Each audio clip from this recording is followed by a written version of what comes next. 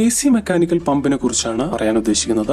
A C mechanical pump പേര് സൂചിപ്പിക്കുന്ന പോലെ തന്നെ മെക്കാനിക്കലി ആണ് ഇത് പ്രവർത്തിക്കുന്നത് എന്നുള്ളതാണ്. യാന്ത്രികമായി അതായത് എഞ്ചിന്റെ പവർ ഉപയോഗിച്ച്, എഞ്ചിന്റെ മെക്കാനിക്കൽ പവർ ഉപയോഗിച്ചിട്ടാണ് ഈ പമ്പ് പ്രവർത്തിക്കുന്നത്. എഞ്ചിൻ ക്യാം ഷാഫ്റ്റിൽ നിന്നാണ് ഇതിന് പവർ കിട്ടുന്നത് എന്ന് മനസ്സിലാക്കി. ഇനി എന്താണ് എ സി? എ സി എന്ന് പറയുമ്പോൾ സാധാരണ നമ്മൾ എ സി കറണ്ട് എന്നുള്ള അർത്ഥത്തിലേക്ക് പോകും. എന്നാൽ ഇത് അങ്ങനെയല്ല. A C means actuated by cam. Engine cam shaft കൊണ്ട് പ്രവർത്തിക്കുന്നതായതുകൊണ്ടാണ് അതിനെ A C, actuated by cam, mechanical pump എന്ന് പറയുന്നത്. അപ്പോൾ എഞ്ചിൻ പവർ ഉപയോഗിച്ചിട്ടാണ്, എഞ്ചിന്റെ മെക്കാനിക്കൽ പവർ ഉപയോഗിച്ചിട്ടാണ് പ്രവർത്തിക്കുന്നത് എന്നതാണ് ആദ്യത്തെ കാര്യം. ഇനി ഇത് എവിടെയാണ് ഫിറ്റ് ചെയ്യുന്നത് എന്ന് ചോദിച്ചാൽ, എഞ്ചിൻ സിലിണ്ടർ ബ്ലോക്കിൽ ക്യാം ഷാഫ്റ്റ് വരുന്ന ഭാഗത്ത്, ക്യാം ഷാഫ്റ്റിനോട് ചേർന്ന് വരുന്ന രീതിയിലാണ് ഈ A C mechanical pump fit ചെയ്യേണ്ടത്. ഇത് എഞ്ചിൻ ക്യാം ലോബ് കൊണ്ടാണ് പ്രവർത്തിക്കുന്നത്. അതായത് എഞ്ചിൻ ക്യാം ഷാഫ്റ്റിലുള്ള ഒരു എക്സെൻട്രിക് ക്യാം കൊണ്ടാണ് ഇത് പ്രവർത്തിക്കുന്നത്.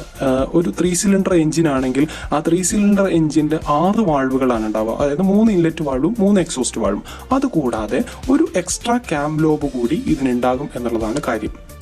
അപ്പോൾ ആ എക്സ്ട്രാ ക്യാം ലോബ് ഉപയോഗിച്ചിട്ടാണ് ഈ എ സി മെക്കാനിക്കൽ പമ്പ് പ്രവർത്തിക്കുന്നത്.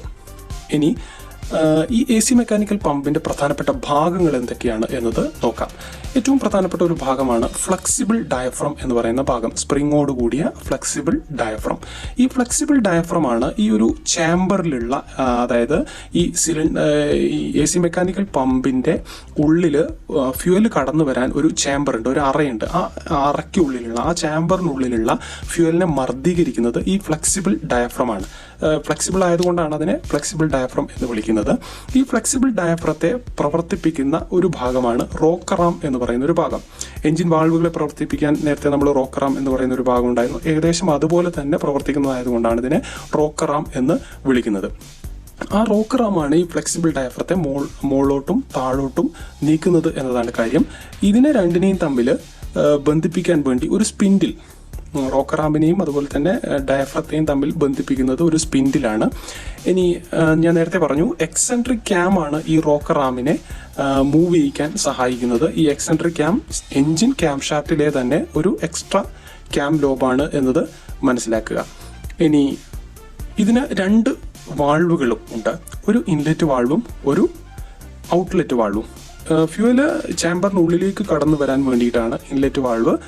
ഫ്യൂവല് ചാമ്പറിൽ നിന്ന് മർദ്ദീകരിച്ചതിന് ശേഷം പുറത്തേക്ക് പോകാൻ വേണ്ടിയിട്ടാണ് ഔട്ട്ലെറ്റ് വാൾവ്. ഈ 2 വാൾവുകളും സ്പ്രിംഗ് ലോഡഡ് വാൾവുകളാണ്. അതായത് എപ്പോഴാണോ മർദ്ദം കുറയുകയും കൂടുകയും ചെയ്യുന്നത് ആ സമയത്ത് വാൾവ് തനിയെ തുറക്കുകയും തനിയെ അടയ്ക്കുകയും ചെയ്യുന്ന ഒരു ടൈപ്പ് വാൾവാണ് ഇതിൽ ഉപയോഗിക്കുന്നത്. ഇനി എങ്ങനെയാണ് ഒരു A C mechanical pump fuel മർദ്ദീകരിച്ച് ഡെലിവറി ചെയ്ത് കൊടുക്കുന്നത് എന്ന് നോക്കാം. ഇവിടെ ചിത്രത്തിൽ ക്യാം ലോബ് അതിൻ്റെ ഏറ്റവും ഉയരത്തിലുള്ള പൊസിഷനിലാണ് ഉള്ളത്. ഈ സമയത്ത് ക്യാം ലോബ് റോക്കറാമിൻ്റെ ഒരു വശത്തെ മുകളിലോട്ടേക്ക് ഉയർത്തുകയാണ് ചെയ്യുന്നത്. സ്പ്രിങ്ങിൻ്റെ ടെൻഷനെ അതിജീവിച്ച് ഈ റോക്കറാം ഒരു വശത്തേക്ക് ഉയരുമ്പോൾ അതേ സമയത്ത് റോക്കറാമിൻ്റെ മറ്റേ വശം ഡയഫ്രത്തോട് ചേർന്ന് കിടക്കുന്ന, സ്പിൻഡിലിനോട് ചേർന്ന് കിടക്കുന്ന മറ്റേ വശം ഡയഫ്രത്തെയും സ്പിൻഡിലിനെയും സ്പ്രിങ്ങിൻ്റെ ടെൻഷനെ അതിജീവിച്ച് താഴോട്ടേക്ക് നീക്കുന്നു.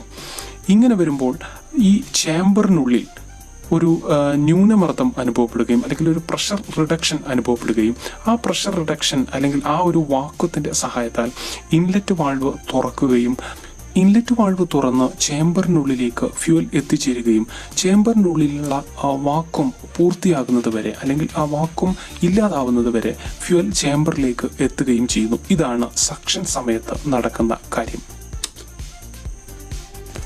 ഇനി ഡെലിവറി സമയത്ത് നടക്കുന്ന കാര്യം എന്താണ് എന്ന് നോക്കാം. ഇവിടെ ക്യാം ലോബ് കറങ്ങി, ക്യാം ലോബിൻ്റെ ഏറ്റവും ഉയരം കുറഞ്ഞ ഭാഗമാണ് ഇപ്പോൾ റോക്കറാമിൽ തട്ടി നിൽക്കുന്നത്. അങ്ങനെ വരുമ്പോൾ റോക്കറാം താഴോട്ടേക്ക് നീങ്ങുകയും റോക്കറാമിൻ്റെ മറ്റേ വശം മുകളിലോട്ടേക്ക് ഉയരുകയും ചെയ്യുന്നു. അങ്ങനെ വരുമ്പോൾ സ്പിൻഡിലും ഡയഫ്രവും ഉൾപ്പെടെ മുകളിലോട്ടേക്ക് നീങ്ങുകയാണ് ചെയ്യുന്നത്. അല്ലെങ്കിൽ സ്പ്രിംഗ് ഡയഫ്രത്തെ മർദ്ദീകരിച്ച് സ്പ്രിങ്ങിൻ്റെ ടെൻഷൻ കൊണ്ട് ഡയഫ്രം മുകളിലോട്ടേക്ക് നീങ്ങുന്ന ഒരു അവസ്ഥയാണ് ഉള്ളത്. അങ്ങനെ വരുമ്പോൾ ഡയഫ്രത്തിന് മുകളിലുള്ള ചേംബറിലുള്ള ഫ്യൂവൽ മർദ്ദീകരിക്കുകയും ആ മർദ്ദീകരിക്കുന്നതിൻ്റെ ഫലമായി ഡെലിവറി വാൾവ് തുറന്ന് അല്ലെങ്കിൽ ഔട്ട്ലെറ്റ് വാൾവ് സ്പ്രിങ്ങിൻ്റെ ടെൻഷൻ അതിജീവിച്ച് തുറന്ന് ഫ്യൂവൽ പുറത്തേക്ക് പോവുകയുമാണ് ചെയ്യുന്നത്. പുറത്തേക്ക് എന്നുള്ളതുകൊണ്ട് ഉദ്ദേശിക്കുന്നത് അത് നേരെ ചെല്ലുന്നത് കാർബറേറ്ററിൻ്റെ ഫ്ലോട്ട് ചാമ്പറിലേക്കാണ് എന്നുള്ളതാണ്. എഞ്ചിൻ ഏതൊക്കെ സമയത്ത് പ്രവർത്തിക്കുന്നുണ്ടോ ആ സമയത്തൊക്കെ തന്നെ ക്യാം ഷാഫ്റ്റും പ്രവർത്തിക്കുന്നുണ്ട്. അതുകൊണ്ട് തന്നെ എഞ്ചിൻ പ്രവർത്തിക്കുന്ന മുഴുവൻ സമയത്തും AC മെക്കാനിക്കൽ പമ്പും വർക്ക് ചെയ്യുന്നുണ്ട് എന്ന് പറയേണ്ടി വരും. പമ്പ് ഡെലിവറി ചെയ്തു കൊടുക്കുന്ന ഫ്യൂവൽ നേരെ ചെന്നെത്തുന്നത് കാർബറേറ്ററിൻ്റെ ഫ്ലോട്ട് ചാമ്പറിലാണ്. പലപ്പോഴും കാർബറേറ്ററിൻ്റെ ഫ്ലോട്ട് ചാമ്പറിലേക്ക് എത്തിച്ചേരുന്ന ഫ്യൂവലിൻ്റെ അളവിനേക്കാൾ കുറവായിരിക്കും കാർബറേറ്റർ എഞ്ചിന് സപ്ലൈ ചെയ്ത് കൊടുക്കുന്ന ഫ്യൂവലിൻ്റെ അളവ്. അങ്ങനെ വരുമ്പോൾ കാർബറേറ്റർ നിറഞ്ഞു കവിഞ്ഞ് ഓവർഫ്ലോ ആവാനുള്ള സാധ്യതയുണ്ട്. ഇതൊഴിവാക്കാൻ കാർബറേറ്റർ ഫ്ലോട്ട് ചാമ്പറിൽ ഒരു ഫ്ലോട്ടും നീഡിൽ വാൾവും ക്രമീകരിച്ചിട്ടുണ്ട്. ഫ്ലോട്ട് ചാമ്പർ നിറയുമ്പോൾ ചാമ്പറിൽ പൊങ്ങിക്കിടക്കുന്ന ഫ്ലോട്ട് ഉയരുകയും അതിനോടൊപ്പം ക്രമീകരിച്ചിരിക്കുന്ന നീഡിൽ വാൾവ് ഉയർന്നു പൊങ്ങി കാർബറേറ്റർ ഇൻലെറ്റിനെ അടയ്ക്കുകയും ചെയ്യുന്നു. എന്നാൽ ഈ സമയത്തും എഞ്ചിൻ പ്രവർത്തിക്കുന്നത് കൊണ്ട് AC മെക്കാനിക്കൽ പമ്പ് പ്രവർത്തിച്ചു കൊണ്ടിരിക്കുന്നുണ്ട്. പമ്പിന്റെ ഡെലിവറി സൈഡിലുള്ള പ്രഷർ അനിയന്ത്രിതമായി കൂടാൻ ഒരുപക്ഷെ ഇത് കാരണമായേക്കാം. ഐഡിലിംഗ് ആക്ഷൻ എന്ന ഒരു പ്രവർത്തനം സ്വയം നടത്തിയാണ് പമ്പ് ഈ പ്രശ്നം പരിഹരിക്കുന്നത്. ഇനി എന്താണ് ഒരു AC മെക്കാനിക്കൽ പമ്പിന്റെ ഐഡിലിംഗ് ആക്ഷൻ എന്താണ് എന്ന് നോക്കാം. പമ്പിന്റെ ഡയഫ്രത്തിന് മുകളിലുള്ള ചാമ്പർ അടുത്ത സക്ഷൻ നടക്കുമ്പോഴത്തേക്കും കാലിയായിട്ടുണ്ടാകും. അങ്ങനെ വരുമ്പോഴാണ് സക്ഷൻ നടക്കുന്ന സമയത്ത് അല്ലെങ്കിൽ ഡയഫ്രം താഴോട്ടേക്ക് നീങ്ങുന്ന സമയത്ത് ഈ ചാമ്പറിനുള്ളിൽ ഒരു വാക്വം ക്രിയേറ്റ് ചെയ്യപ്പെടുന്നത്.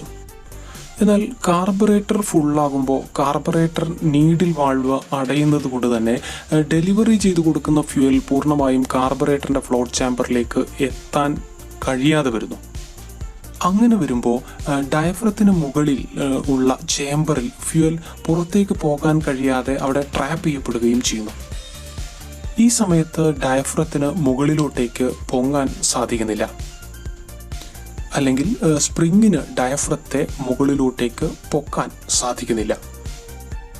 ഈ ചേംബറിലെയും ഡെലിവറി സൈഡിലെയും ഫ്യൂവലിന്റെ മർദ്ദം കൂടുതലാവുന്നത് കൊണ്ടാണ് ഈ ഡയഫ്രത്തിന് ഇത്തരത്തിൽ മുകളിലോട്ടേക്ക് പൊങ്ങാൻ സാധിക്കാതെ ആവുന്നത്. യഥാർത്ഥത്തിൽ ഈ സമയത്ത് ഡയഫ്രം അതിൻ്റെ ഏറ്റവും താഴത്തെ പൊസിഷനിൽ സ്റ്റക്കായി നിൽക്കുകയാണ് ചെയ്യുന്നത്. മാത്രവുമല്ല, ഇവിടെ ക്യാംലോബ് തിരിയുന്ന സമയത്ത് ഈ റോക്കറാമിനെ ജസ്റ്റ് ടച്ച് ചെയ്യുക എന്നുള്ളത് മാത്രമേ ക്യാംലോബ് അവിടെ ചെയ്യുന്നുള്ളൂ. റോക്കറാമിനെ ഉയർത്താൻ അതിന് ക്യാംലോബിന് കഴിയുന്നില്ല, കാരണം റോക്കറാം താഴേക്ക് വരുന്നില്ല എന്നുള്ളതാണ് കാര്യം. ഈ കാർബറേറ്ററിന്റെ നീഡിൽ വാൾവ് എപ്പോഴാണോ തുറക്കുന്നത് അതുവരെ ഇതേ പൊസിഷനിൽ ഈ പമ്പ് നിൽക്കുകയാണ് ചെയ്യുന്നത്. ഇങ്ങനെ കുറച്ചു നേരത്തേക്ക് വർക്ക് ചെയ്യാതെ ഐഡിലിംഗ് ആയി ഈ പമ്പ് നിൽക്കുന്നതിനെയാണ് idling of AC mechanical pump എന്ന് നമ്മൾ പറയുന്നത്. എന്നാൽ കാർബറേറ്ററിലെ ഫ്ലോട്ട് ചാമ്പറിലെ ഫ്യൂവൽ എഞ്ചിനിലേക്ക് ഡെലിവറി ചെയ്ത് കൊടുക്കുന്നതിന് ആനുപാതികമായി കാർബറേറ്റർ ഫ്ലോട്ട് ചാമ്പറിലുള്ള ഫ്യൂവലിന്റെ അളവ് കുറയുകയും ആ സമയത്ത് നീഡിൽ വാൾവ് തുറന്ന് കാർബറേറ്റർ ഫ്ലോട്ട് ചാമ്പറിന്റെ ഇൻലെറ്റ്, അതായത് പമ്പിന്റെ ഔട്ട്ലെറ്റ് ഓപ്പൺ ആവുകയും ചെയ്യുന്നു. ആ സമയത്ത് ഈ പമ്പ് ഡെലിവറിയിലുള്ള ഫ്യൂവല് കാർബറേറ്ററിലേക്ക് പോവുകയാണ് ചെയ്യുന്നത്. അങ്ങനെ വരുമ്പോൾ വീണ്ടും ഈ പമ്പ് പ്രവർത്തന നിരതമാവുകയാണ് ചെയ്യുന്നത്.